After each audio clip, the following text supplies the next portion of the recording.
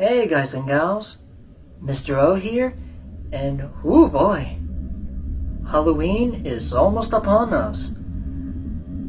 And by almost upon us, I mean tomorrow. Normally, I would go out trick-or-treating, but there's one problem. I don't go out trick-or-treating anymore, given current world circumstances. So instead, I will celebrate this spooky holiday my own way by giving my thoughts on a few death battle matchups or matchups in general that I would love to see in a death battle episode.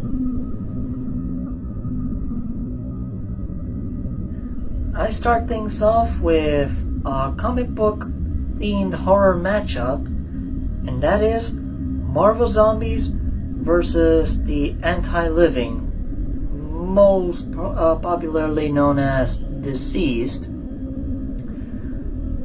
Well, it was only recently that I ever discovered that such a matchup exists, and it was only quite recently that I began thinking of a few army matchups, like this one, of course.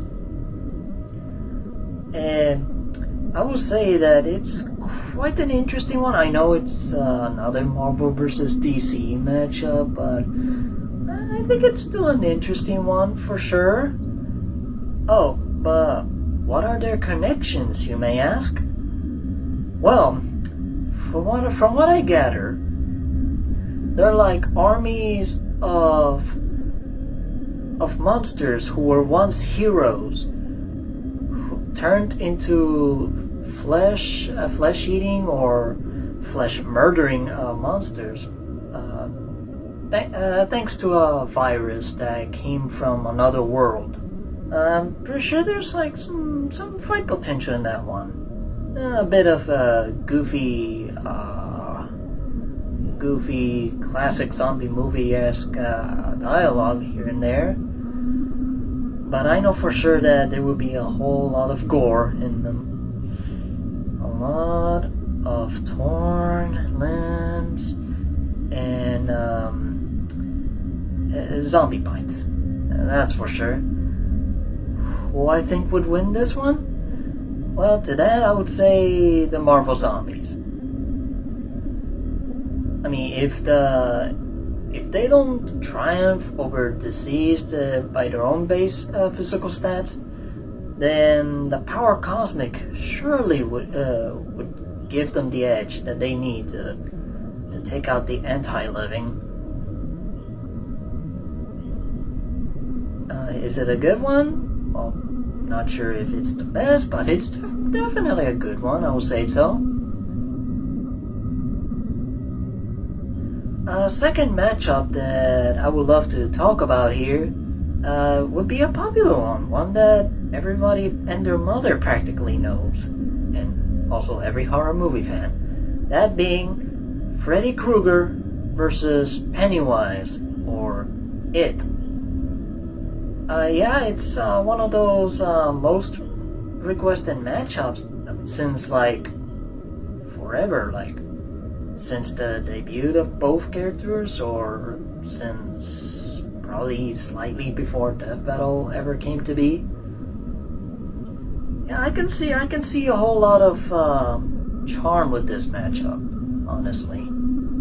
Like classic slasher villains that feast upon the fears of their victims, usually youngsters, kids or teens, and that one, I would say it's close, if not for one particular detail. Pennywise's true form. Yeah, sure, in their base physical forms, both can go toe-to-toe with everything they can do as masters and manipulators of fear. But the moment that Freddy encounters or gets a glimpse of Pennywise's true form, he's a gunner. Like, slashed up gunner.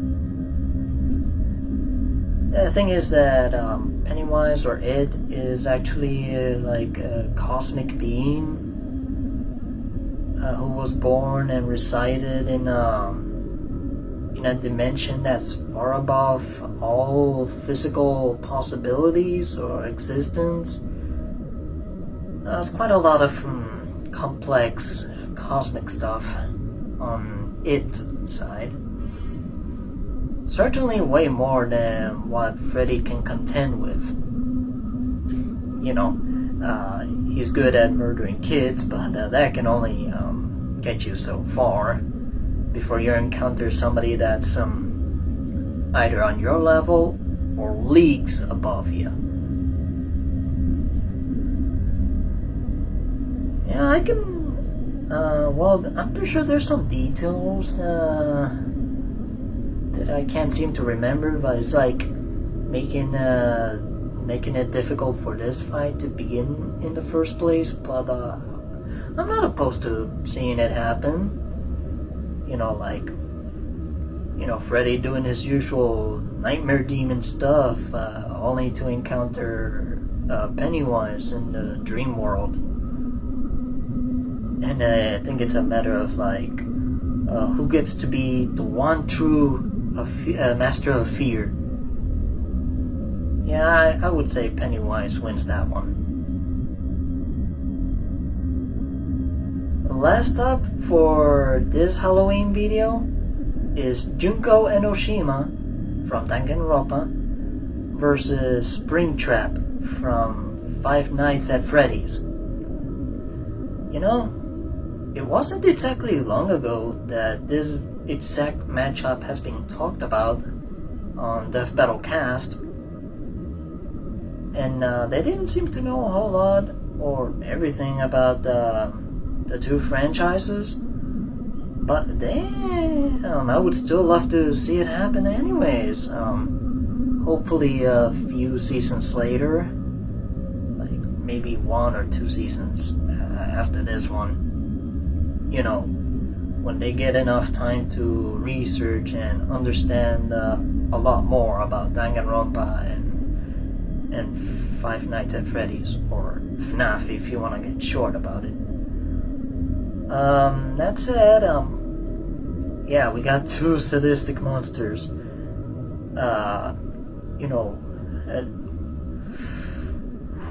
Bullying and manipulating others to their deaths with zero remorse and no second thoughts about that. And they're like also very popular overarching antagonists of popular 2D point and click games.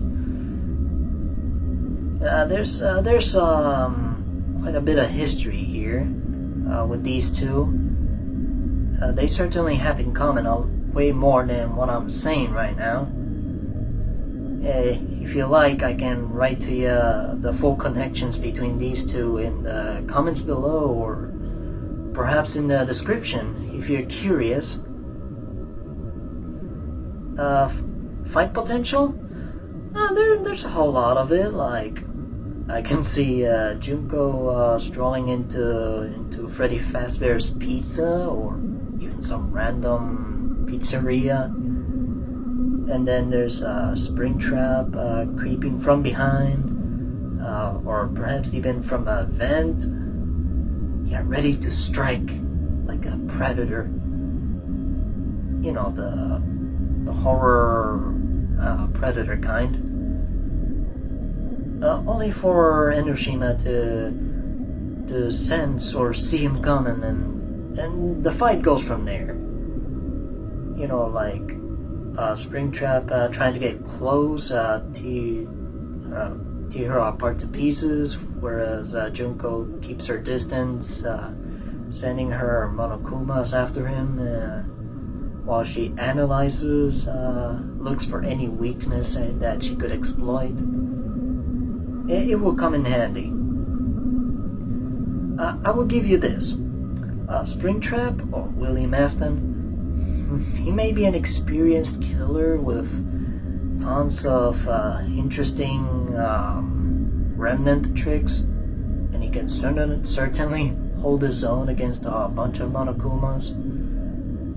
But no, more often than not, Junko can see through his tricks and exploit any weaknesses that Springtrap has, mainly heat and the fact that his remnant can be destroyed by high levels of heat, which Junko does have, thanks to her and Monokuma basically being comparable to the Big Bang Monokuma, which has enough force to, or at least for its head, enough force to split the clouds. And boy, I can't say I'm a math whiz, but that's definitely packing a lot more power than anything Springtrap can dish out. And yes, Springtrap could hack and control a single Monokuma unit one at a time, but not a whole ass army. And won't be long before he gets overwhelmed by the sheer numbers and firepower of the Junko and her Monokumas. Oh, interesting detail. From what I heard, there's like at least 2 occasions in which Danganronpa characters have exorcised spirits. One being in a simulation, that being Ultimate Summer Camp, if I'm not mistaken, and the other being Ultimate Development Plan. That occasion, it's an alternate universe, but the characters remain the same. Like, not so far different that it couldn't be counted. And given how often how they have exorcised spirits numerous times, it should be reasonable to say that then Junko can interact and destroy William Afton's spirit for good. At least that's what I believe. I don't know about you guys, but feel free to comment down below and prove me wrong. Or right. I don't know. So yeah, those are my 3 Halloween matchups for this year that I wanted to talk about, in celebration for the holiday event, the spooky event that's coming very soon. Yeah, it's I know that at least one of these may not be as popular as some of the others, but I find them interesting. And also I find them entertaining. And that's why I picked all those 3.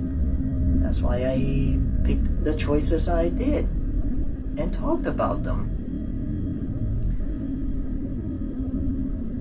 And well, any questions you may have, feel free to leave them down in the comments. If you liked it, please subscribe and, share whatever you feel like sharing. For now, that is all from me, Mr. O, and happy Halloween, everybody.